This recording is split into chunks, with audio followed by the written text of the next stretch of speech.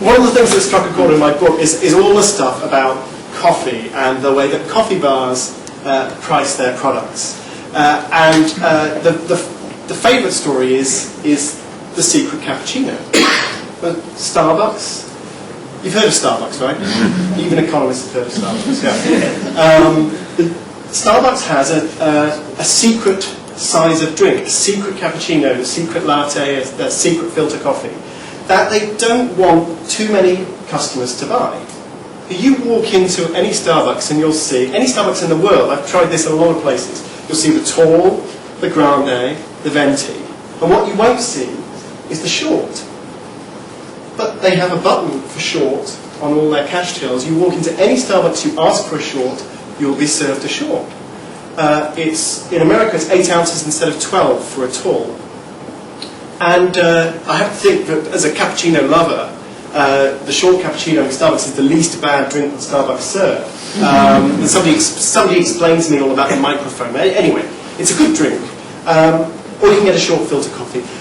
The question is, why would Starbucks have this cheaper drink that they don't advertise the existence of? And again, as economists, we know the answer. So we know the theory of price discrimination. You will, as a retailer, try to reach different customers by offering a range of different products. And there'll be a different price quality or price quantity combinations. And we also know that what you will tend to do is deliver the best quality product at the premium price. And then there's a tendency to actually try to degrade either the appearance or the value or just the general obviousness of the product. The product sabotage, you could call it. So high-tech printers. You'll have super fast printers. You find they're priced to sell to offices. Then you'll find the consumer printer, which is much, much cheaper, is often the high-tech office printer with a chip in it to slow it down. Because that's the cheapest way to build a slow printer if you already have a fast printer.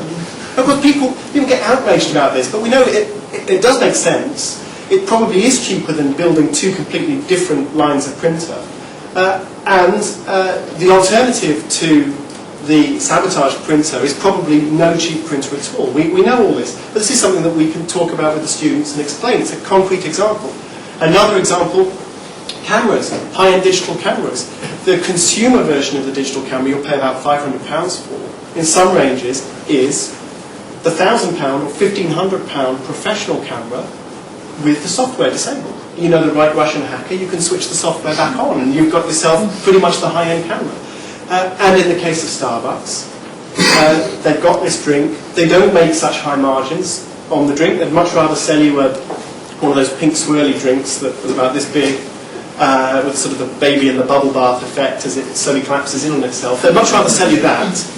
But they realise that some customers demand the small drink, they demand the low price, and you can have it if you're willing to ask for it. You know, they're not going to make it that easy for you.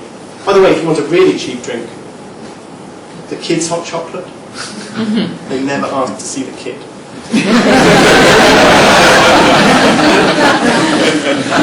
So that's price discrimination. I mean, that's a standard economic subject, but we can show examples of price discrimination in everyday life. I feel slightly bad about that. I beat up on Starbucks every time I give this talk. I mean, anyway, maybe after the talk we can all go and find the nearest Starbucks, which is probably just round the corner. We'd all go and ask for a short or something like that, and then my guilt would be assuaged.